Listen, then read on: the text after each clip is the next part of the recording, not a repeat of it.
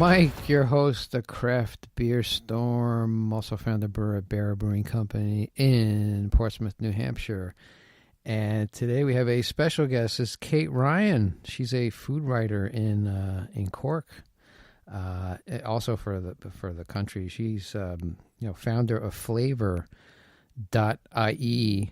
and she does tours and events in the Cork area, West Cork, and she's connected with everybody in Ireland. It's unbelievable. But we had a great conversation about, local ingredients and the brewery scene in Ireland that's blowing up.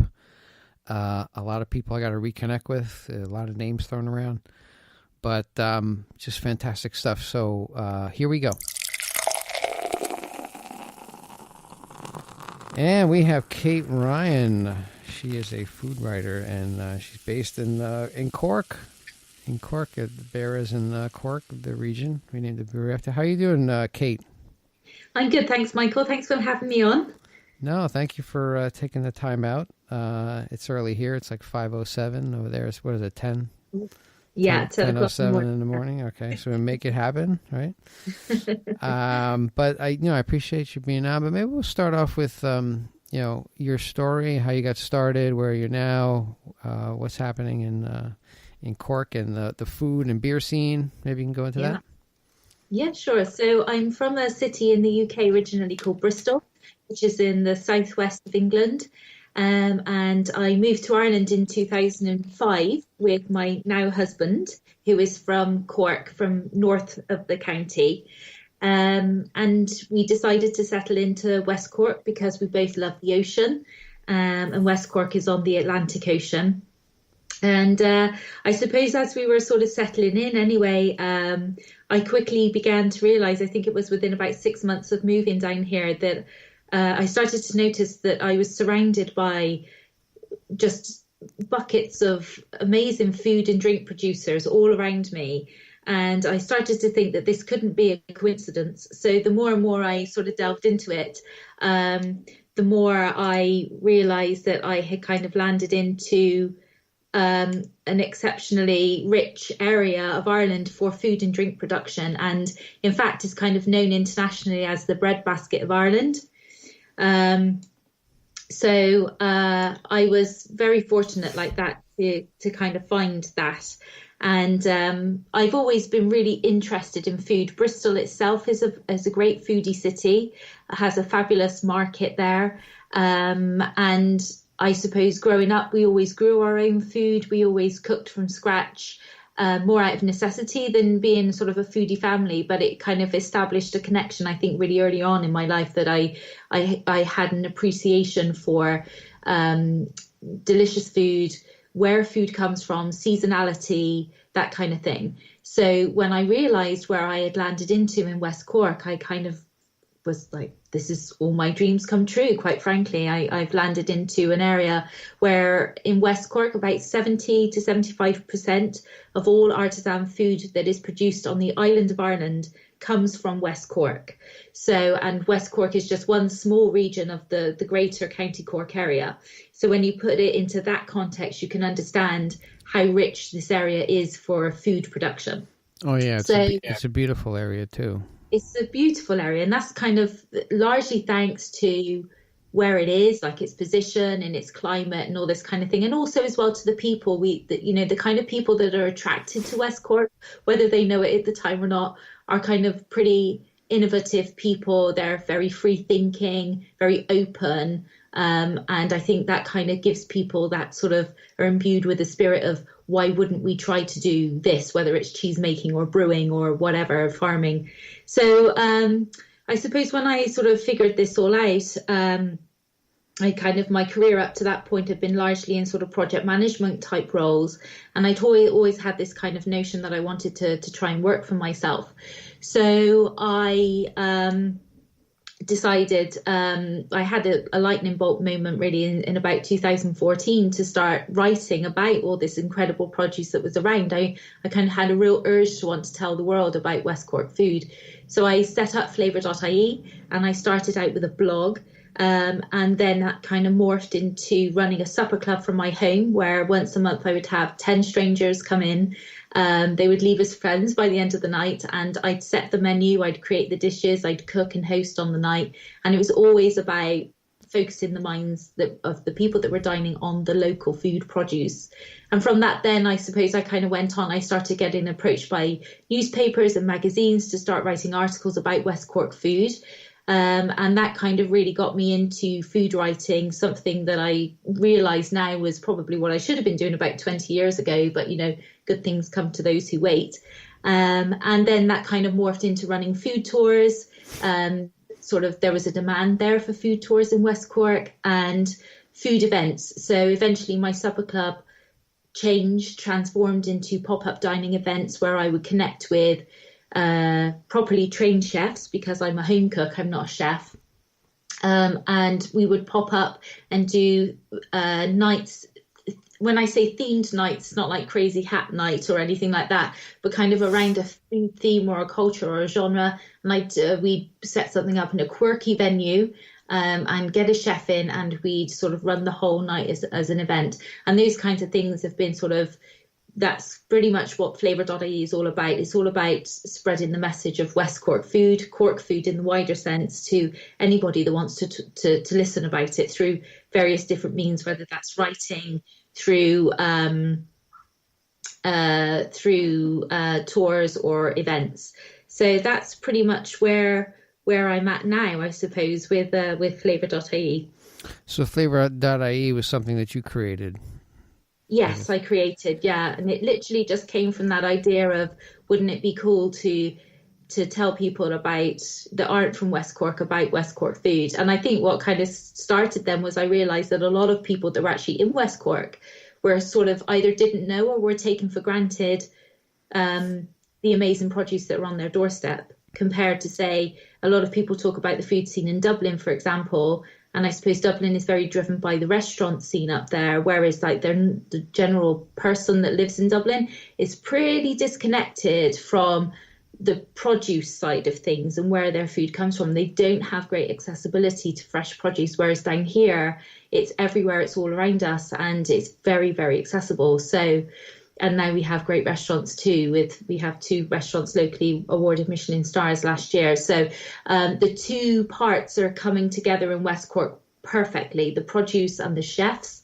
And everything is being rightly recognised now for the quality, end to end, farm to fork, whatever mantra you want to put to it. So it's an exciting time right now in this region for West Cork food and for Irish food in the wider sense. Yeah, that's interesting. Where are those restaurants located in West Cork? You said there were 2. So we had the Muse, which is located in Baltimore, which is a beautiful little fishing village, actually. Mm-hmm. And then there is also the Chestnut, which is in a place called Ballydehob. Wow. Yeah. Yeah, but it's beautiful out there. They have the peninsulas out, the Beara and then Mizenhead and... exactly. Everybody goes to Kerry, but they don't stop in Cork, but there's so much in Cork. Yeah. This is it. I mean, Kerry is very good and it's very good at welcoming tourists, I think, and it has its own charm, and it is beautiful in its own right. But I think if you really want to feel wild and out there, I suppose, and a little bit more attuned with nature, then swap the Ring of Kerry for the Ring of Beara. And you'll certainly get a sense of how beautiful the peninsulas are around here. Right. Is that the trail, the Wild Atlantic Way?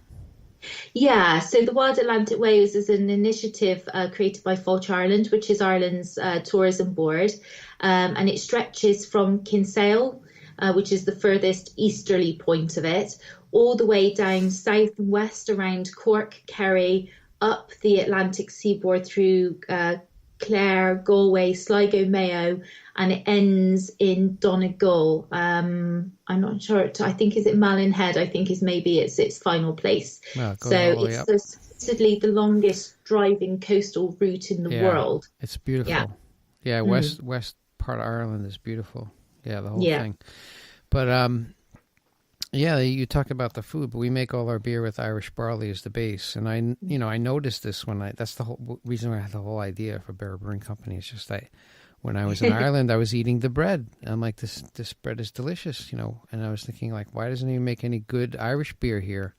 in the U.S. with this grain. I always had it in the back of my head, and then I got moved up to the.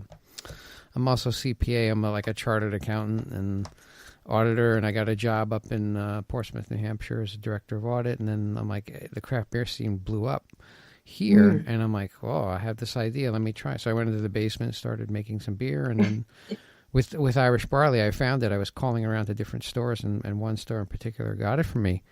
And I started making beer, and people liked it. So we did a Kickstarter. We went to the next level. And we raised like $11,000, and then the audit job went away. They got outsourced. So I'm like, all right, what am I doing? So I opened the brewery, and then I've been making the beer with this Irish barley as the base. It's delicious, and people love it. They love all the beer, and I'm like, I'm not in particular like a master brewer or something like that. I mean, we make good beer. And, I'll put my beer up against anybody's. I don't care, because I think it's really good. And everybody says it's good as well. But it's a niche, but it promotes the Irish beer. But I'm very interested in your food. And I want to talk to you after the call as well about your food, because I'm interested in the food and beer pairing. And I'm putting together tours here in the U.S. Where I would take local chefs and they would make some type of food dish. And then we would take local brewers and pair them together and have an event like a weekend, or you would have like a food pairing, and then we put them on a bus, and then they would go in and visit these breweries, and then get maybe a tour, and then maybe some samples, and then have them talk, have the brewers talk to them about what they do, because I love promoting local as well, local food, local beer. I think you'd be a perfect person to talk to about that in Ireland, because I like to come over there in the summer and do some things, figure some stuff out. I've been talking to James Lagren. He's up in he has Lagren malt, and we use a lot of his malt, and he's up north of Dublin, but he's doing a lot of stuff locally too, and try to collaborate with all you there, because you love food, and I love food too, and we all love beer and food, and it's great, and so how does I mean, you have some local breweries too in Cork. I mean, what are some of the breweries out there that are popping up, and how are they doing? They're doing well, and I think the good thing so far is that they are definitely able to differentiate themselves from each other. So I suppose there are two breweries in Cork that I suppose would be classed as probably the most successful, and certainly were at the front of the curve of demand for craft beer in Ireland when it first really started taking off. That would be 8 Degrees Brewing, based in Mitchelstown, North Cork, and the Franciscan Well in Cork city centre. Yeah, I went. Actually, we did a collaboration with Rising Suns. They're right across the street from. We did a collaboration called Survivor. I went there one Christmas, and we. I said, I'm going up to Cork. I'm going to check it out. So I went into the Rising Suns Brewery. I knew the Franciscan Well owner as well. And he pointed me that way, and then I just saw the brewer there, and I gave him some of my beer, and then he emailed me, oh, this beer is great. Can I have the recipe? Like, let's do a collaboration ale. So we did like a Mid-Atlantic Irish Pale Ale. We did a collaboration between here and there, and we called it Survivor, because there was a survivor. There was the sinking of Lusitania. There's one survivor from that. Her name was May Barrett, and we named it after her. And then he launched his version there, and I launched mine here. And then the owner of that brewery came over here, and he poured the first pint, and then May Barrett's grandson poured the first pint of there, and it was just like a crazy story that just came out. Within a couple of months, he put this whole thing together, and it was reality. So it was so interesting. And Francisco, 8 Degrees Brewing, I know them up there as well. I met them. The owner is from New Zealand. Right? Well, one is from New Zealand and one is from Australia. Right. Yeah, they're friends. They're longtime friends. Yeah, I went up there. When they started, well, they're much bigger now, and I think I'll come on to their story later. Because we also have, I suppose, those would be kind of our two headliners, and then there's such a raft of smaller craft breweries, all the way down to Nano Brewery, which I'm not sure whether the parlance is the same in the US as it is here, but a Nano Brewery would be a brewery that's brewing 200 litres or less. anything over that is a microbrewery then. And I'm not sure. I think that there is some sort of upper limit to that, but it's quite the amount of barrels that they produce, well, they have hectoliters there, but barrels, we're the same thing. I think we can't produce more than 2,000 or 3,000 barrels a year. We're a nano brewery. But, so it's kind of interesting, what people are trying to do. So, for instance, they're in Ballyvorney, which is a Gaeltacht area, which is an area that, say, is designated for Irish language speaking, even though people that live there would speak English as well, called Nine White Deer. And they came out. Yeah, they do really interesting range of beers there. They came out, they were putting out a really beautiful red ale, a pale ale, and a stout. Then it turned out that the founder realised that he was actually celiac. He was gluten intolerant. Oh, no. Yeah. I met him, actually. I stopped there, too. Yeah, Gordon, right? Yeah. Right. So they actually have done now, it started off as an experiment, and it's actually become they're actually pretty much transitioning over to be mainly gluten-free beer brewery now. So they've taken their original recipes and they've gluten-freed them, for want of a better expression. But what they were really kind of keen on was to not lose that kind of foundation of flavor that you would get when you are brewing when there is gluten in the beer. So, and it's kind of really taken off, because it doesn't taste like when you eat gluten-free bread and normal bread, there is a clear taste difference. But when you taste the two beers, there's virtually no taste difference. I'm not sure what kind of wizardry they're doing, but that's really cool. So I think they're still the only craft brewery in Ireland that are brewing gluten-free beers, and they're doing very, very well. And then you've got much smaller operations down in, say, Clonakilty, which is my nearest town where I live. They have a small brewery. They just have a range of 3 beers called Clonakilty Brewing Company. And their kind of thing is they want each of their beers to be associated with a real life historical tale of the town.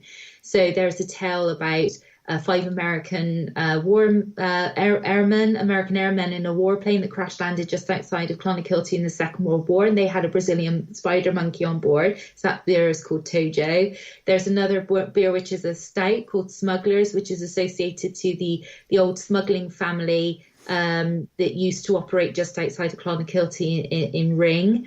And then they have their classic session ale, which is sort of associated with beach life, and our local beach is called Inchydoney. So that's called the Inchydoney Blonde. So they're trying to sort of link it all in with tales and stories of the various of the town, and then trying to come up with a flavour that they feel represents that story. And then you have very, very small breweries like West Cork Brewing Company out in Baltimore. They've just gone from nano to craft to microbrewery status, and they do very, very interesting things with their beers. They have a raisin based beer which is absolutely beautiful that they age for a year with rum. So they're kind of doing really interesting things, and I think when the craft brewers start taking themselves a little bit more seriously, and their beer a little bit more seriously, rather than it just being playing around in the garage with creating a craft brew, that's when I think the potential for pairing with food becomes much more possible, because it's the case then that the beer can be, as much as it can be paired, the beer can also become an ingredient in the food. So then it becomes an ingredient rather than just a thing that you're sipping on the side. There's a much more kind of a integration between the food and the drink element. And I think when you have a chef then that is kind of thinking about this and really kind of getting down into the flavour profile of the beer and dissecting it and really understanding it, great things happen with food and beer when that happens. So that's really exciting. Yeah, I see it too, but wine is getting all the spoils, because everybody pairs food with wine, but there's so much complex beer out there and really good tasting beer that, to pair it with food, I think it's, and if you get the right chefs involved, they understand this, and, it's a great thing when you put it together. Yeah. So that's great that the local craft brew scene is growing, and these, I met these guys like eight degrees and then 9 White Deer. I met them a while ago, and I gotta reconnect with them and see if I can get them on the podcast. But well, I would definitely say, 8 degrees is definitely right for a discussion for sure, Michael. I'm not sure how closely you've been following what's been happening with them over the last kind of year or probably 2 years at this stage, but very interesting story there. So probably when you met them last time, they were still what they refer to as B2, which is their second brewery. Their first brewery was the at-home kit, as they funnily put it. The second brewery was actually a real functioning brewery, and they invested hugely, and they got a site just across the road from their original brewery in Mitchelstown, which is now called B3. And the guys actually went out, they found on kind of like the Mauritian equivalent of Dundeal or Craigslist or something like that, a brewery, an actual brewery for sale, all the tanks, the pipe work, everything from this massive brewery in Mauritius that was kind of sold off and broken down and everything. And they went over and they bought this brewery kit, which is probably about 20 times the size of what they had. Wow. And they shipped it over from Mauritius to Mitchelstown. And then they got a suitably sized building and they started fitting the kit in. At round about the same time, Jameson, Middleton Distillery, was doing a project with the Franciscan Well, funnily enough, on something called Caskmates, which was where Jameson was looking for to work with let me get this right the right way. Sorry. Franciscan Well wanted whiskey barrels to season a beer in. Yeah. And they approached Jameson, who normally never give out their barrels at all. And they were kind of interested. And they said, yeah, okay, we'll let you have it as long as we can have the barrel back, because then we might maybe put some whiskey in it afterwards. So Franciscan Well got their whiskey seasoned barrel, which they then put a beer in and seasoned the beer with whiskey and sold that on. That was huge success.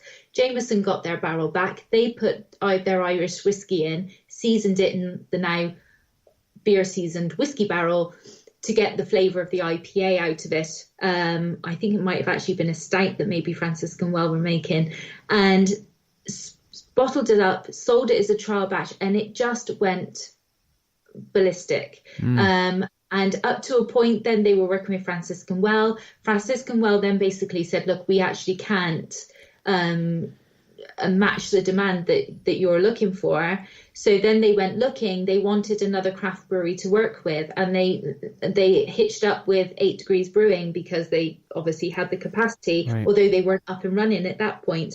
So now Jameson effectively bought out 8 Degrees Brewing, but 8 Degrees Brewing are still running as an independent craft brewery in their own right, because as they rightly said, like, Jameson are whiskey makers, they're distillers, they know nothing about beer making, and likewise 8 Degrees don't really know anything about whiskey making. So they were just like, look, we need you, but please go off and do your own thing. So now they have this really cool symbiotic relationship with Jameson Distillery, whereby 8 Degrees Brewing is still going off and they've got their 40, 50 different flavours of beer that they're putting out under 8 Degrees, but they're also seasoning Jameson whiskey barrels with various beer, selling that. And then Jameson have created this range of Caskmates whiskey, ranging from IPA to APA to stouts to whatever. And it's now their biggest part of their business. Most of the sales granted are in the US. It seems to be really popular with the US. So it's just, but now I think in general, we're talking about beer, but in general, the whiskey scene in Ireland is growing by about 20% year on year export wise, and most of that is going to the States. So it's a really exciting time for both brewing and distillery. And I think this kind of innovation, this kind of out of the box thinking about how can we make beers different, how can we kind of put a tinge on Irish whiskey or whatever, this is what's going to sustain, I think, the craft brewing industry in Ireland for the next kind of generation, I think, personally. Yeah, aging beer in barrels. I mean, we do that here, but I didn't realize it was I saw the cask makes. I'm like, what is that? And I didn't put the two and two together. It's Jameson, obviously. They're in Cork and 8 Degrees Brewing. That's awesome. And then I guess they have a collaboration. But you know what? It's a good collaboration because you need a lot of cash to make beer, and Jameson apparently has a lot of cash. So this is a great pairing. And that's awesome that it happened. But anything you age in barrels, like we use Jim Beam barrels here to age our stout in. We age our strong ale. It's just delicious when it comes out. It absorbs all the flavors because the whiskey's been in there for 4 years. Exactly. So the wood has all that whiskey flavor, and then you have the oak, and it's all, people love it. So I could understand why it took off because it's just that flavor that comes out of that. Wow. Yeah. So and in terms of you're saying like the collaboration you had with Jameson, that's awesome. And one thing that I saw, you were shortlisted for the Network Ireland Businesswoman of the Year. Congratulations. I was. Thanks very much. Yes. So wow. What's that about? It's week for Flavour.ie. So Network Ireland is an all-female business network about empowering women in business, and I'm the West Cork branch is one of the newest branches. We have probably one of the biggest memberships, I think, of all the branches in the country. And I've been shortlisted for an award in small SME category. So SME is small medium enterprise. So which was a big surprise to me because I suppose I've never really kind of viewed what Flavour.ie does as a conventional business. So I was never entirely sure that people would understand that what I do is actually a business, even though it's a creative business. So I was delighted to be nominated, and you know what? I suppose I'm one of 6 that's been nominated. It's a phenomenally powerful group of women that I'm up against. So, and some of them I actually am able to call my friends as well because we are just one big community down here, really. So I'm delighted for everybody. And if this is as far as I get, Michael, I'm happy days all the way. But if I win, I don't know what I'll do with myself. I'll be dancing on the roof. So, it's great. And in the same week then as well, it was announced as I'm one of the newest members of the Irish Food Writers Guild, which is a really prestigious food writing guild here. It's a peer group. You can't buy your way in. You have to be nominated and invited in by the guild. So I'm delighted with that as well. I mean, there's some phenomenal food writers included in that, the likes of Darina Allen and Katie McGuinness and Kristen Jensen and Caroline Hennessy from 8 Degrees Brewing herself, Trish Dessine. So it's a phenomenal group of people, men and women there. So it's been a very, very good week for Flavour.ie. And that's an interesting company, Flavour.ie. And you do tours as well out of Flavour.ie. Like, tell me a little bit about your tours and events that you do out of Flavour.ie. Okay, so tours-wise, I suppose I have a tour that I run every summer. So our summer season is fairly short here. It's June to about August, really, but I run it to the middle of September, and I'll explain why in a minute. So that is a walking food tour of Clonakilty town. Runs every Friday for 4 hours, and we visit 8 different food producers. So again, the focus is on producers rather than restaurants. So people get to actually meet the people behind some of the most iconic foods that are made in the town. Things like Clonakilty black pudding, for example, which is known worldwide. We also go and visit a brewery as well, and we taste some beer there for Clonakilty Brewing Company, chocolate, things like this. And we have a markup. Sausages too, right? The Clonakilty sausages, yeah, all sorts Those of are things. Really good. Ice cream, chocolate, you name it, it's being done. So we do that. That's a walking food tour. So people get to meet the people making the food, hear their stories, and then most importantly, of course, taste the food or drink that they're making. That's every Friday. It's called the Clonakilty Walking Food Tour, very self-explanatory. And then throughout the year, then I offer, I work with groups either on a small group or a large group basis to put together bespoke handcrafted tours, really, for groups of all sizes with all interests, and that's across the county. So I suppose the last group I had was a group I think there were nearly 35 strong from Australia. They were over to Ireland to take part in the Cork International Choral Festival. And we took them up to a place called Longville House in Mallow in North Cork, where they have Ireland's only brandy distillery and a cidery and acres and acres of apple orchards. And it's a 17th century house with huge history. So we took them there for the apple blossom tour.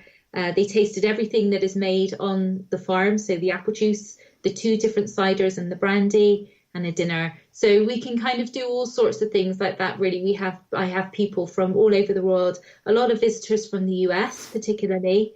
So it's great. And no 2 tours are the same when they're private tours. I kind of make a point of that because I think there's so much to do here that there's definitely scope for people to have a truly unique experience. I know a lot of people do say that, but everybody that goes on a private tour, there's something different about every single one. So it is a different experience every time. And then the events, then I suppose I just kind of do them as and when I feel there's a good opportunity. So I don't run sort of an annual program of things or a monthly program. I come up with an idea. I work with either a producer or a chef, and then most importantly is getting the right venue to fit the brief of the event. But they're pop-ups, so they pop up in not usually restaurants, and they're multi-course meals. A lot of the time we do pairings, whether that's with wine or beer or cider or all sorts of types of things. And it's normally about telling a story of a cuisine or a place, and it's very much drawing on the food and drink produced in and around West Cork or Cork in the wider sense. So and they're great fun. They're always great fun, and they sell out every time. And there's always a bit of music and dancing at the end of it because I like to create a bit of a party atmosphere. So they're good fun. So these are like multi-day events, or one day, or is it a variation, or how does that work? The pop-up dinners, I suppose, are just, they're an evening event or maybe a luncheon or something like that. The tours then themselves, it really does depend. Like the walk-in food tour is just 4 hours every Friday during the summer. The private tours then is whatever people want. So sometimes people just want something to do. There's like a family group and they want something to do for just a couple of hours. Other times, maybe people are I've had people come over from the States from a restaurant chain, and they're looking to sort of see the region because they're looking to get ideas for ingredients and food to take back to their Irish themed restaurant chain in the States. So then we're on the road for maybe 2-3 days. So it really does kind of depend really on what people are looking for, whether they're coming for leisure, whether it's kind of research, how much time they have to spend. West Cork isn't a particularly big area when you look at it on a map. It's very small, but we're very rural, so it takes a long time to get from place to place sometimes. Yeah. And a lot of the really great places are truly sort of off-grid. So, there's this whole kind of sense of adventure, which is what West Cork is all about, really. Yeah, it's a beautiful area. And like you said, then you're off the beaten path and you really get some good food and drink, and people experience the area. So it's fantastic. Wow. Yeah. But back to whiskey, West Cork Distillery. Have you been there? Or? Yes. Yeah. So West Cork's. It's interesting at the moment, actually, that we talk about distilling, because it depends on whether you're talking about gin or whiskey. So at the moment we have 2. There's a Beara one. I got some samples here on my desk here. Yes. So they're in gin. Very embryonic stage at the moment. But West Cork Distillery is based in Skibbereen. Fantastic distillery. A huge range of whiskies. They started off like with a whiskey spirit called Drumbeg. So it wasn't Irish. You couldn't call it Irish whiskey because there's a certain derivation around that has to be aged for a minimum of 3 years and a day before it can be called Irish whiskey. But so they started off with a spirit that was kind of new. And then over time, then they developed their initial blends of whiskies, and now they're aging in different barrels to get different flavour finishes.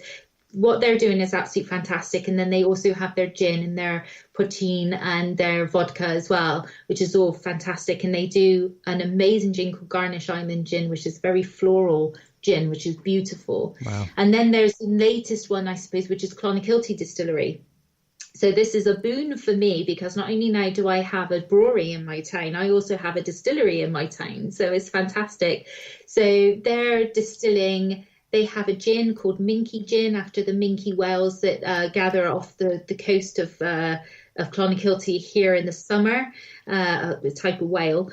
And then they have their whiskies as well. So I think at the moment they have about 4 or 5 different whiskey expressions, and they're distilling and starting to age now. But the really interesting thing about Clonakilty Distillery is that the family behind it, which is the Scully family, are actually barley growers. They're barley farmers, and their land has been in their family for 7 generations. Mm-hmm. So their whole thing is that they want to go grain to bottle, field to bottle, effectively, with their whiskey. So they grow the grain, they malt the grain, some of it's done in Cork malting house, and then they're distilling and aging from their own grain as well, and bottling their own whiskey. So it's very interesting. And then you've got, some smaller gin distilleries. So Beara Distillery out on near Castletown Beara make a beautiful ocean gin, seasoned with sea kelp and fuchsia, which is a flower that's indigenous to the region. And then, as you kind of mentioned, there's the Cape Clear Island distillery is the one at the moment they're trying to crowdfund at the moment to kind of get to their next stage. Mm-hmm. So Cape Clear Island is, I think it is the most westerly of West Cork's islands. So it's kind of like the last point. It's out there, yeah. Yeah. So it's very exciting to think that there could be a distillery on the island there. So it's wonderful. It's such an innovative time at the moment. And I think maybe, there is some talk, like, has craft brewing in Ireland kind of reached its peak? And I think probably it has to pivot. And I think it has to maybe kind of try and do something more, whether it's these types of collaborations, the sort of thing that 8 Degrees are doing, or maybe they become more hyper local with their ingredients. But certainly distillery, whether that's gin or whiskey, is coming up fast behind craft brewing as the fastest growing segment in the drinks industry, alcoholic drinks industry in Ireland. So it's all going on. It's really, there's no sign of anything slowing down, that's for sure. Wow. Yeah, I mentioned the West Cork Distillery because I was in the store here in New Hampshire. We do our barley with Irish barley. And then I was walking along, I saw a display. I'm like, West Cork, where is this place, And I texted, or I sent them an email, and I met the owner, actually. I was in Ireland, and I went to Skibbereen, and he gave me a tour of the whole, they ferment, like, outside. I'm like, well, why not? Yeah. Right? There's a certain temperature, and you don't realize this. And I'm like, well, Ireland doesn't really freeze. It, like, stays at this 50-degree mark. Maybe that's 50-degree Fahrenheit, that's the lowest, and you can. He's like, yeah, we're fermenting. I'm like, this is outside. He's like, no, it's fine because that's the temperature. So exactly. It's very interesting. And I think one of the things you'd sent me some notes about the hops. You're saying it's illegal to grow hops in Ireland. Yeah, I never knew that. What is that about? That's one of those crazy laws, which we have enough crazy laws here, but that's kind of insane. What I is know, that about? Right? It's completely insane. So it kind of came in, I think it was right about either the mid-1960s, 1970s. And effectively, technically, female hops are legal, but it's the male hops that are illegal. And of course, you probably, you need both in order to pollinate to be able to actually grow them here. So they're classed as a toxic herb or something like that. There's actually a regulation that means that it's illegal to grow them.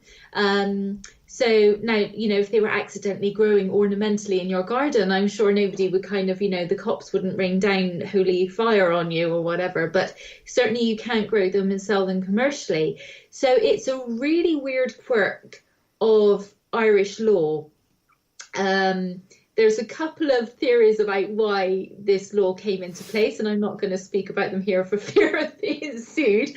But I'm sure if you dug around, you could probably figure it out for yourself. But it's kind of one of those things that a lot of people in the craft brewing industry are now kind of looking at each other and saying, well, isn't this about time that this law was changed? Because it makes no sense, for it to be as it is.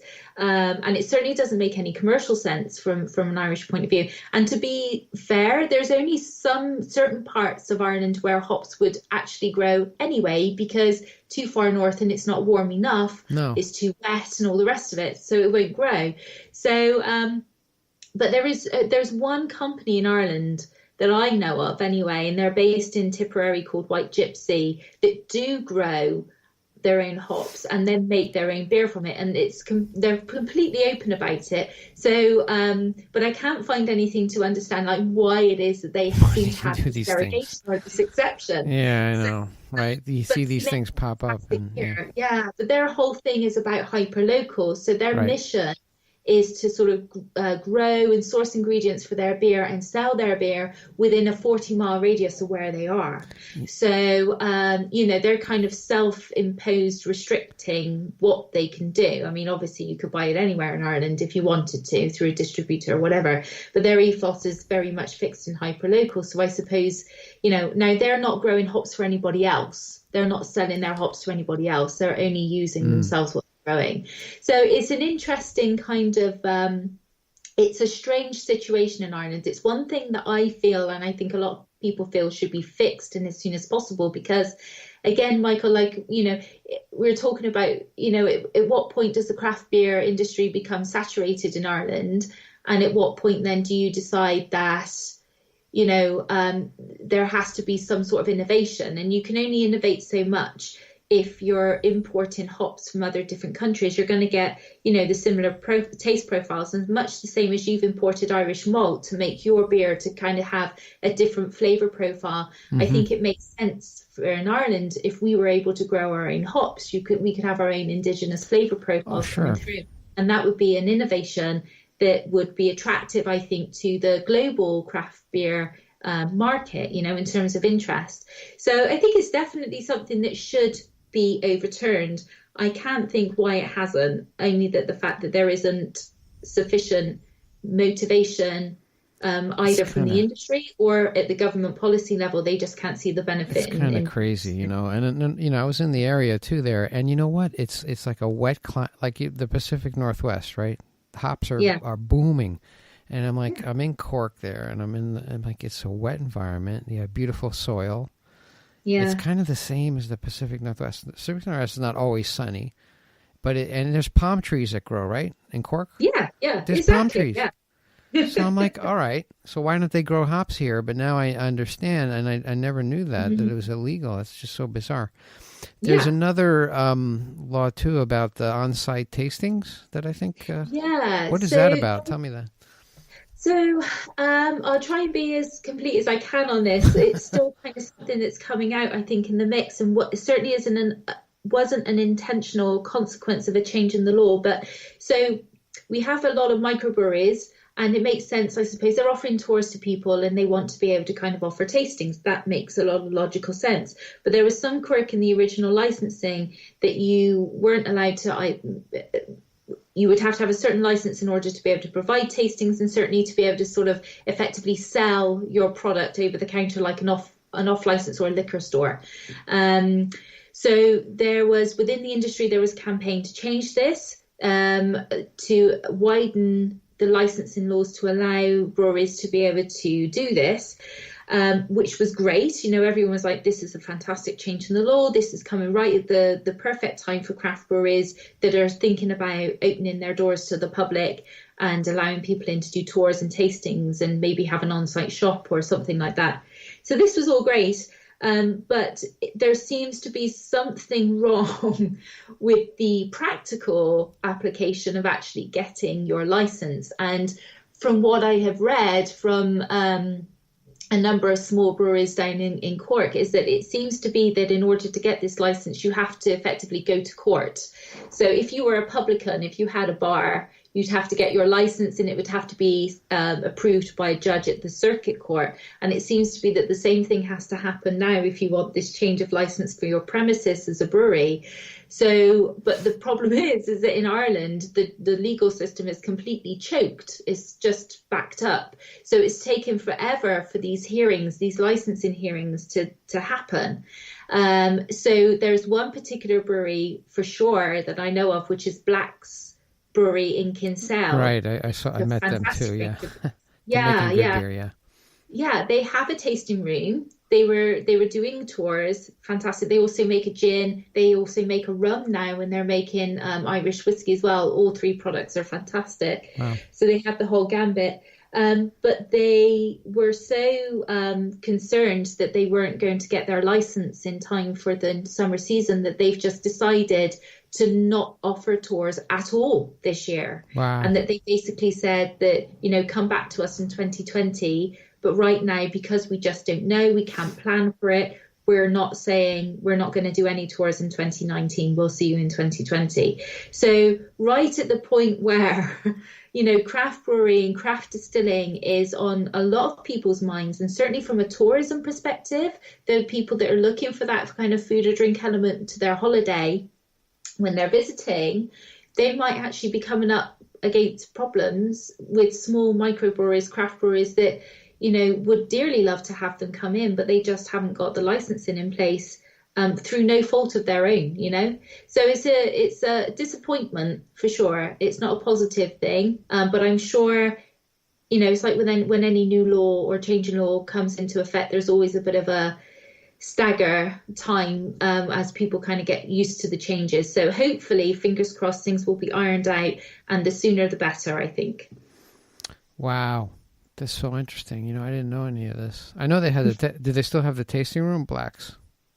Or no? They have the tasting room, yeah. Okay. But they're just, they can't give you the tours. They until they get their license, they can't do anything. So they're stuck. Wow. It's a shame. It's a shame. It is a shame, and these laws are just bizarre. That and we have states here, right? And it's state by state. There's a different law from state to state, and it's just ridiculous, But I can understand, yeah. It's all backed up, but wow, a lot of great information today, and I appreciate you being on. How do we get people to get into West Cork? They all go to Kerry and then they go home. How do we drag them down there? How do we drag, or they stay in Dublin, they don't come down? But how do we get them? How do we get them in, and how can they connect with you? And I would say, first of all, if you want to see the true Ireland, like the real Ireland, by all means, spend a day touring the sites in Dublin, but get out of Dublin as soon as you can, and just come down to West Cork, because West Cork has basically everything going for it. It's very warm and friendly here. We have the most amazing scenery, whether that's oceans, whether that's mountains, whether that's pasture land. If you like art, we have art. If you like music, there's music. We have the best food and drink scene in the country. That's an undeniable fact. Wow. And we're only an hour or so, depending on how far west you go, from Cork Airport. So we have a regional airport. Mm-hmm. And also as well, West Cork borders Kerry. So if you are visiting the likes of Killarney, Kenmare, that kind of thing in Kerry, we're just across the county line border and you'd be into West Cork immediately. So I think take an extra day or so in your journey to come and spend a couple of days in West Cork. It won't be long enough. You could spend 2.5 weeks here and you won't see everything. But come and spend at least a couple of days and be inspired to come back another time for sure. And if anybody wants to kind of have a bit of an inkling about what might be happening down here, if they're interested in food and drink in particular, and they want some advice, people can contact me by the website. So it's Flavour, that's FLAVOUR.ie is the website, or Kate@Flavour.ie is my email. And you can find me, search Flavour.ie on Instagram, Facebook, Twitter.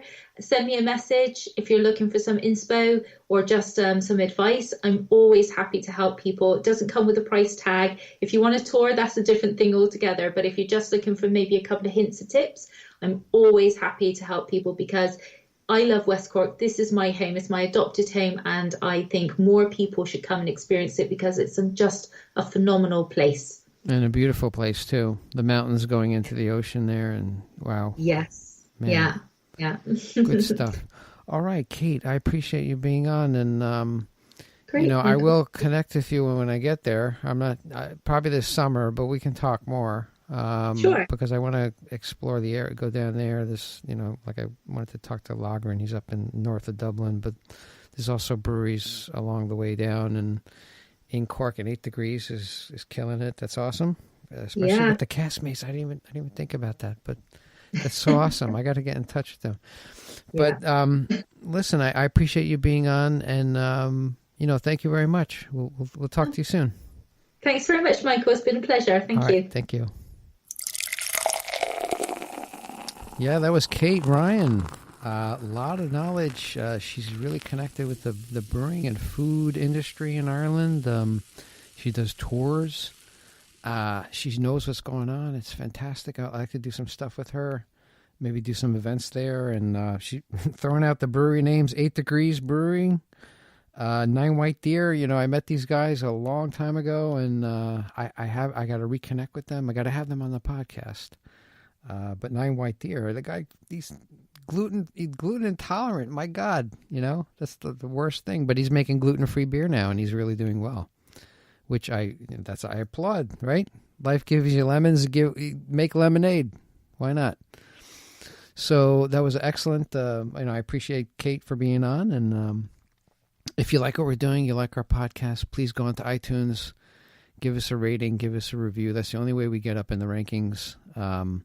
I bring this to you every week. We have quality guests like Kate on, and it's great. The beer world is not just the U.S. The beer world is the beer world, and we're trying to circle the planet. Right? We had the brewmaster from Shanghai, China. We had people from Germany, Ireland, West Coast, East Coast, and we're just going to continue to bring you that great content. So that's all I have for you today. I hope you enjoyed it, and we will see you on Wednesday when we do a craft beer style. We'll take another style of the Great American Beer Festival list, and we'll expand it. So what glass it goes in, how do you make it, the hop profile, grains, examples of the style on Wednesdays, and then Fridays we do craft brew news. Go over the news of the week. It's just like a soap opera. It's an opera. Crazy stories, but it's a great industry. You got to keep the blood moving, right? You got to keep the blood moving. So you need these. If it's a flat line, you're dead. That's what they say, right? Things are a flat line. It's got to go up and down. All right, that's all I have for today. I wish you a great rest of the day, and we'll talk to you on Wednesday. Take care.